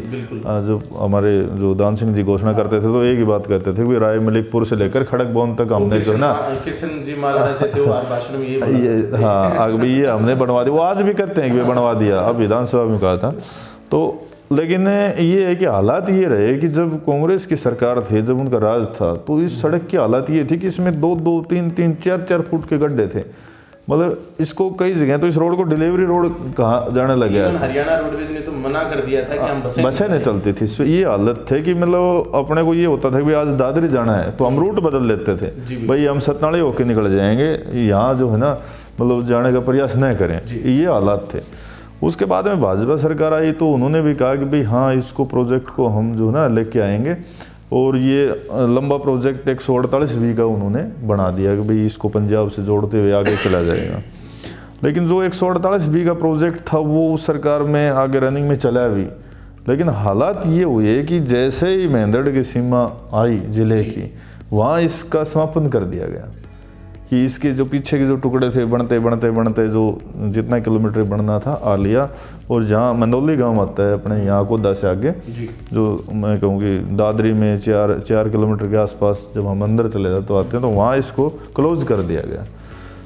और सरकार ने कहा कि भाई अब इसको सेंट्रल सरकार ने इसको रद्द कर दिया, अब स्टेट गवर्नमेंट देखे अपने हिसाब से जो भी है, इसको बनाना है नहीं बनाना है, जो भी कुछ करना है। उसके बाद में क्या हुआ कि जब नांगल चौधरी जो हमारे विधायक हैं अभय सिंह जी, उन्होंने सेंट्रल सरकार से दोबारा मुलाकात जो है ना केंद्रीय मंत्री से करी कि भी ऐसा मत करो और मेरे हिस्से का जो इसका है ना वो तो आप बनाओ। तो उन्होंने जैसे तैसे करके अपने प्रयासों से नारनौल से लेकर जो अपना राय मलिकपुर जो अपने हरियाणा का आखिरी गांव है महेंद्रगढ़ जिले का, वहाँ से जो कोटपुतली का जो पनियाला मोड़ है वहाँ तक इसको पास करवा लिया कि भी NH8 से और नारनौल तक ये सीधा जुड़ जाएगा। पास करवाने के बाद उसका बजट भी मंजूर हो गया, उसका टेंडर भी हो गया, और 2 महीने बाद अब वो बिल्कुल कंप्लीट हो जाएगा। अब 80% उसका काम भी हो लिया, छोटे मोटे जो बीच में टुकड़े हैं वो बचे हुए हैं। तो अब बच गया ये नारनौल से आगे चल गया, मंदौली से इधर रह गया। अब टुकड़ा बच गया सिर्फ एक नारनौल से लेकर और ये मंदौली जो अपना गाँव है वहाँ तक सिर्फ 47 किलोमीटर के आसपास का जो एक टुकड़ा है और इस 47 वो छोड़ दिया। हाँ, वो बना हुआ है लेकिन वो अलग योजना से बना हुआ है। वो एक पहले कांग्रेस सरकार में जो राव नरेंद्र जी मंत्री होते थे तो एक स्कीम आई थी कि भी आप अपने शहर से सराउंडिंग 8 किलोमीटर तक आप अपनी सरकार जो है सड़क को बना सकते हो, ताकि जो यातायात है, क्योंकि शहर से जब ट्रैफिक निकलता है तो ज़्यादा संख्या में होता है, बाद में धीरे धीरे वो कन्वे हो जाता है। तो उस समय हमारे यहाँ अपने भी यहाँ बना था जो अपने विधायक के फार्म हाउस तक बना था, लेकिन अच्छा, उन्होंने लेकिन तो वो भी नहीं बना। उन्होंने कहा कि भाई ट्रैफिक बस यहाँ तक है, वहाँ तक थोड़ा चौड़ा हुआ था, उसके बाद में वो नहीं है। तो उस योजना में वो बना था, उसका इस योजना से मतलब कोई लाइज नहीं है कि भाई हम उसको 148B से जोड़ दें। 148B का जो टुकड़ा है 47 किलोमीटर के समथिंग जो किलोमीटर है वो बचा हुआ है। तो ये एक बड़ी शर्म की बात थी कि भाई इधर से भी बना दिया और उधर से भी बना दिया, अब बच गया महेंद्रगढ़। तो ये क्या समस्या थी, ये मतलब समझ में नहीं आई। भाई कांग्रेस वालों ने तो बनाया ही नहीं, और बीजेपी वालों ने ऐसा करा कि भाई एक क्षेत्र विशेष को छोड़ के और दोनों साइड बना दो। उस क्षेत्र विशेष में नेता भी बहुत अच्छे थे और उसी संबंध खूब बड़े नेता थे। भाई हमारे शर्मा जी उस समय तो कैबिनेट मंत्री थे, आज ही तो आ रहे हैं। और उन्होंने अभी पीछे भी एक इंटरव्यू मैंने देखा तो उन्होंने कहा भाई आदलपुर से लेकर जो है ना नारनौल तक बोले 6 लाइन 3 महीने में बना देंगे। अब वो 3 महीने के 6 हो लिए, लेकिन उसमें कहीं भी मतलब नहीं लगी। इस रोड की हालत आज बहुत खराब है, आए दिन इसमें एक्सीडेंट होते हैं, चाहे राव तुलाराम चौक की बात हो, चाहे अपने नांगलेसरोई गांव की बात हो, चाहे आकोदा बस स्टैंड की बात हो। तुलाराम चौक पे कई जानें इसमें जा चुकी हैं, और नांगलेसरोई जो अपना बड़ा गांव है उसमें आपने देखा है कि जो ये बड़े ट्रैफिक हैं जो कंटेनर वगैरह ये दुकानों में घुस जाते हैं, कई दुकानें मतलब तोड़ दी। और दुकानदारों में आज इतना भय का माहौल है कि वो बैठने से भी मतलब संकोच करने लग गए, भाई कोई जो है ना ट्रक नहीं आ जाए सीधा। तो इस सड़क की हालत बड़ी खराब है, और इस इसका समाधान तो सरकार है। अच्छा, सरकार ना करे तो? सरकार ना करे तो फिर जनता है। जनता कैसे करे? जनता तो देखो कई बार मेरे पास अभी फोन आते रहे, कई बार नांगलसोई में पीछे थोड़ी देर के लिए जाम लगाया था, कई बार आकोदा से वालों कोई बात होती रहती है भैया बड़ी परेशानी है। कई बार राव तुलाराम के जो अपने व्यापारी उन्होंने भी पीछे ज्ञापन वगैरह दिया था, उनका मेरे पास फोन भी आया था भाई हम जाम लगाएंगे।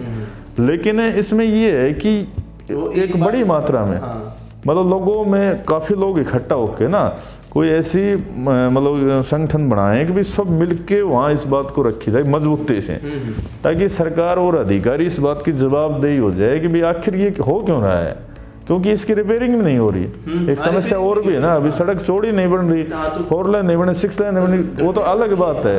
लेकिन ये जो 66 फुट का ये सड़क है कम से कम ये तो ठीक रहे ताकि कोई एक्सीडेंट ना हो। तो जो इसका रिपेयरिंग का जो बजट है आप देखते हो कि अक्सर अखबार में बयान आता रहता है SDO सोमदत्त का कि भाई इसका बजट हमने इतना बनाकर भेज रखा है, सरकार से मंजूर होकर आ जाएगा, हम इसको बना देंगे। तो वो पिछले 2 साल से लगातार चला हुआ है कि हमने तो सरकार को भेज रखा, वो कहाँ जा रखा है कहाँ नहीं जा रखा। एक तरफ दूसरे चौटाला दावा करते हैं कि भाई गड्ढे की फोटो आप खींच के और उन्होंने एक एप्लीकेशन बना रखी है भाई उस पर अपलोड कर दो गड्ढा मुक्त हरियाणा और ये खत्म हो जाएगा। उस पहले राव नरवीर जी ने बना रखी थी कि उस पर डाल दो, उस पर हम पता नहीं कितनी इसकी फोटो डाल चुके हैं, लेकिन आज तक कुछ नहीं होता। जे का फोन आएगा आपने अपने नाम हो गएगा यार मेरी नौकरी आप क्यों कर रहे हो, ये कर रहे हो वो कर रहे हो, 2-4 पराती वहाँ मसाला की डाल के वो चले जाते हैं। जो रिपेयरिंग का बजट है इसका जो 5-6 करोड़ पे इसको कंप्लीट रिपेयर करने में लगेंगे वो सरकार नहीं दे रही।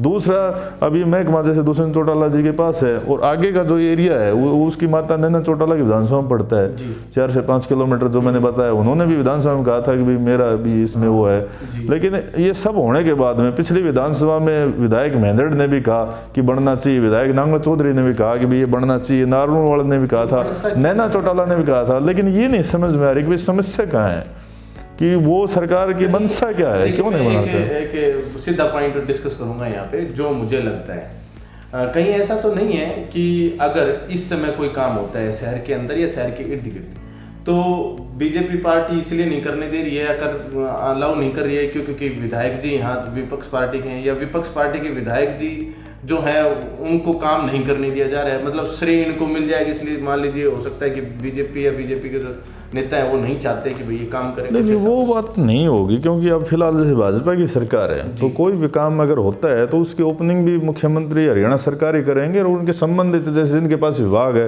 दुष्यंत चौटाला के पास तो पत्थर में भी उनका नाम लिखना है, ओपनिंग भी शिलान्यास भी वही करेंगे। भाई विधायक का तो कोई रोल ही नहीं रहेगा उसमें, विपक्ष में हो तो भाई वो कोई दखलंदाजी करेंगे। दूसरी बात मैंने बताई कि भाई जैसे नारनौल के हमारे मंत्री जी हैं तो ये उनका जो ये 10-12 किलोमीटर तो उनके एरिया में भी आता है, जहाँ कुक्षी तक तो उन्हीं का ये विधानसभा एरिया है, तो उन्होंने भी ये बात कही थी कि भाई बनाई जाए। अवैध सिंह ने भी ये कहा था कि भाई मैं जिले का विधायक हूँ, सड़कें सारी बनने लग रही हैं, ये नहीं बन रही, तो लोग कहते हैं कि भाई आपने इंटरफेयर कर रखा है, तो उन्होंने भी सहमति दी थी कि भाई आप इसको बनाओ। दूसरी तरफ जो दुष्यंत चौटाला जो इस विभाग के मंत्री हैं, उसकी माता जी का जो विधानसभा क्षेत्र है 4 से 5 किलोमीटर का टुकड़ा उनकी विधानसभा में पड़ता है। तो ये नहीं है कि भाई एक विधायक की वजह से ऐसा हो रहा है, कि इसमें वहाँ भाजपा का भी है, वहाँ जेजेपी की से भी विधायक है और कांग्रेस से भी, तीनों पार्टियों के विधायक इसी सड़क पे पड़ते हैं। अच्छा। और जिनमें एक मंत्री है, एक जो है ना उप मुख्यमंत्री की माँ है। तो ये नहीं है कि भाई पावरलेस एरिया है, कि भाई वहाँ उस क्षेत्र में पावर नहीं है, लेकिन ये समझ से बाहर है कि आखिर क्यों नहीं है। ये जनता का दुर्भाग्य है। हाँ, यही मान के चले, दुर्भाग्य है जी, और कुछ नहीं है। तो बहुत ही अच्छे तरीके से आपने सभी सवालों के जवाब दिए। अब मेरा एक अंतिम सवाल रहेगा आपसे, जो मेरा विशेषकर इंटरव्यूज में रहता है इस तरह के।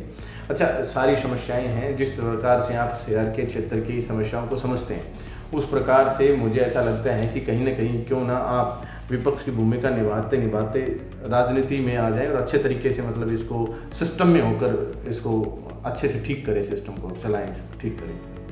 तो राजनीति में कब कैसे? देखो, बात आपकी ठीक है कि भाई किसी समस्या का हमने समाधान करना है तो उस फील्ड में तो हमें जाना पड़ेगा, क्योंकि विपक्ष में या दूर दूर से कब तक। लेकिन बात ऐसी है कि उस चीज़ के लिए या तो जन समर्थन हो, भाई जनता में जागरूकता हो। जब तक पब्लिक ये परिवर्तन नहीं चाहेगी कि हम अकेले ये कह दें कि भाई हाँ मैं चुनाव लड़ूंगा, ये हो जाएगा वो हो जाएगा, तो उस चीज़ का कोई वो नहीं है। मतलब मेन हमारा विजन ये रहा है कि हम जैसे पब्लिक को जागरूक करें।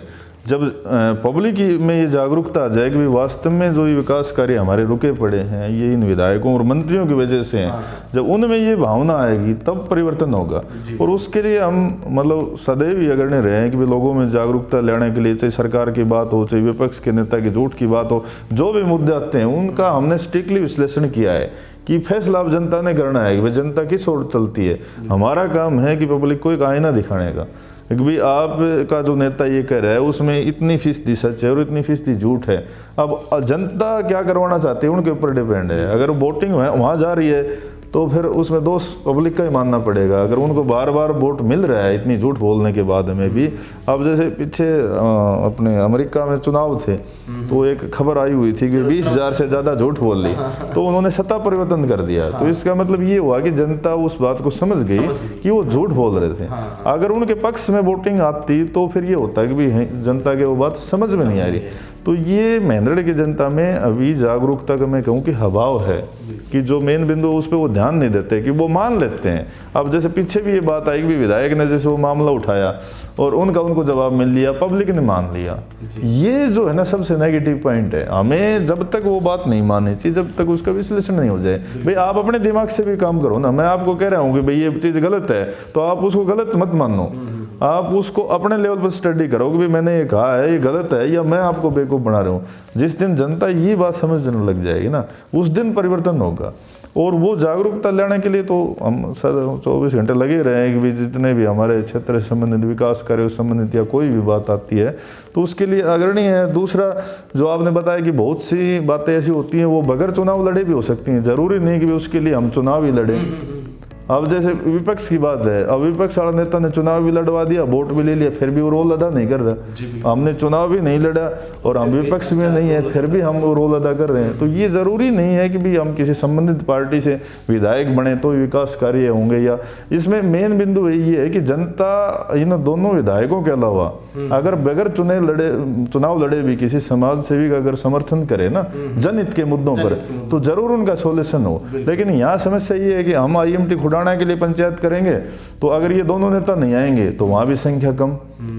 जबकि एक बात हम खुले तौर पे कहते हैं कि भाई कोई भी पार्टी, कोई भी संस्था या कोई भी नेता अगर अच्छा काम करता है तो हम उसकी प्रशंसा करेंगे। अब भाई फलाना नेता ने काम करवाया है, उसके कार्यकर्ता को भी ये कहते हैं कि भाई आप अपने नेता से काम करवाओ।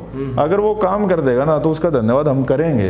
इसमें हमारे कोई संकोच नहीं है कि भाई हम जो उस रामविलास शर्मा जी को बढ़िया काम करा देंगे तो हम फिर भी ये कहेंगे ना इसने तो गलत करवाया है। वो राजनीतिक इशू कभी भी नहीं रहा। एक बार मेरे किसी मीडिया के साथी ने सवाल किया था जब हम जिला मुख्यालय के धरने में बैठे हुए थे, तो उन्होंने कहा कि भाई आप इस मुद्दे के माध्यम से राजनीति कर रहे हो, मतलब आपने चुनाव लड़ना, आपने राजनीति करना है। तो मैंने उन स्पष्ट शब्दों में कहा था कि भाई अगर रामविलास शर्मा जी वो पावर में है। अगर वो जिला मुख्यालय मेंदड़ में स्थापित करवा देंगे ना तो हम कभी भी चुनाव नहीं लड़ेंगे ताउम्बर।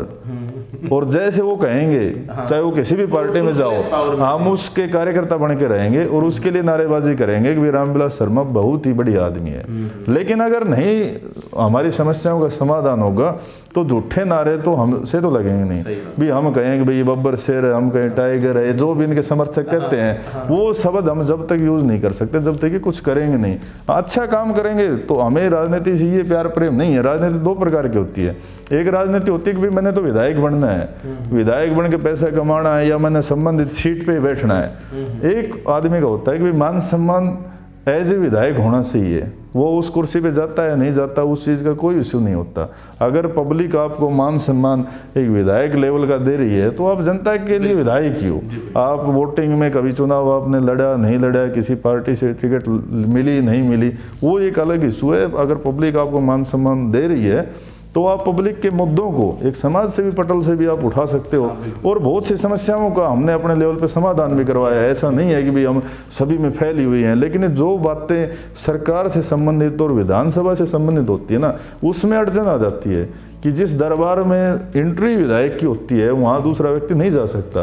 बाकी छोटे लेवल की बात है भाई किसी बुजुर्ग की पेंसिल बनवानी हो, किसी किसान की जैसे समस्या आ रही है, किसी किसान की फसल नहीं बिक रही, जैसे अपने परीक्षा केंद्रों की बात हो, बसों से संबंधित बात हो, ये तो हम अपने लेवल पे भी करवा देते हैं कि भाई प्रशासनिक अधिकारियों से मिलकर कि भाई यहाँ ये समस्या है, यहाँ अपने क्षेत्र में लाइट समय पर नहीं आ रही, पानी समय पर नहीं आ रहा। लेकिन जैसे बड़ी जो बातें हैं ना, जैसे NHAI की बात है या चाहे AMT की बात है या और रेलवे जैसे प्रोजेक्ट हैं, इनके लिए पब्लिक जब तक सत्ता परिवर्तन नहीं करेगी तब तक इन बातों में समाधान नहीं होगा। जी बिल्कुल। तो आज की इस विशेष मुलाकात में हमने बहुत कुछ जाना सर से। और कुलदीप यादव जी जो हैं बहुत ही समय से, काफ़ी समय से शहर की और क्षेत्र की समस्याओं को लेकर लड़ते आए हैं। इन्होंने जैसा कि अभी बताया कि अलग अलग समस्याएं जैसे बिजली, पानी और साथ में जो बच्चे एग्जाम्स देने के लिए जाते हैं, कैंडिडेट्स एग्जाम देने के लिए जाते हैं दूसरे शहरों में, उनके लिए बसों की जो व्यवस्था है उस तरह की जो प्रॉब्लम्स थी, समस्याएं थी, उनका इन्होंने समाधान करवाया। अनेकों ऐसे जो समस्याएं थी जिनका ये अपने स्तर पर समाधान करवा सकते थे, इन्होंने समाधान करवाया है। और अब भी ऐसी ही समस्याओं को ध्यान में रखते हुए उनका समाधान सरकार से, अधिकारियों से जैसे भी हो पाता है ये अपने लेवल पर अपनी टीम के साथ करवाने की पुरजोर कोशिश करते हैं और प्रयास करते हैं। तो आप लोगों के साथ आपके समक्ष एक बार फिर से मिलेंगे अगले किसी एपिसोड में, अगले किसी चर्चित चेहरे के साथ। आज के लिए बस इतना ही। बहुत बहुत धन्यवाद।